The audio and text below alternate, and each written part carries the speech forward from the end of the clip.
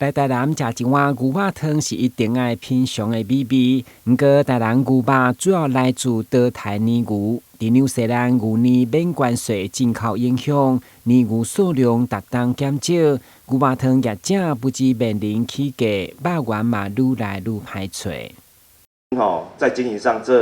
尤其是今年过年后之后，非常的明显，感觉很难去经营，就是因为这个原材料它供应不稳定，再来就是品质误差也很大，所以大家其实做这业者，我相信大家都有共同的经营上的遇到这些困难，然后过来的是已经预期心理说，今年要去一道，今年一定年初起550，年底要甲你起到600，啊无啥物，啊就袂趁钱啊，我台牛人台袂趁啊，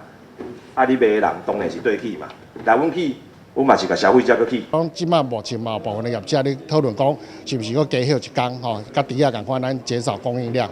来让这个牛的价数当回转来。啊，毋过这部分吼，我个人的感觉是讲，伊这缺口是愈来愈大，所以这部分特别讲吼，请咱委员来协助，请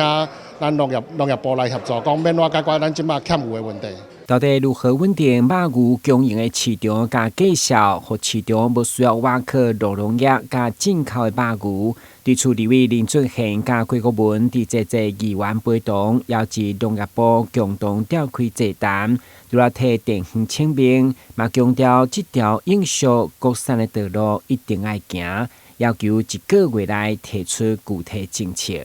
台湾的肉农业如果继续萎缩，就没有乳牛，我们就没有牛肉汤可以吃，这个是环环相扣的供应链。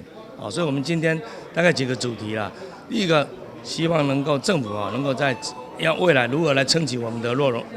农业。第二个，那肉品目前的减少供应，政府未来要如何处理？是进口那个小牛进来饲养或者是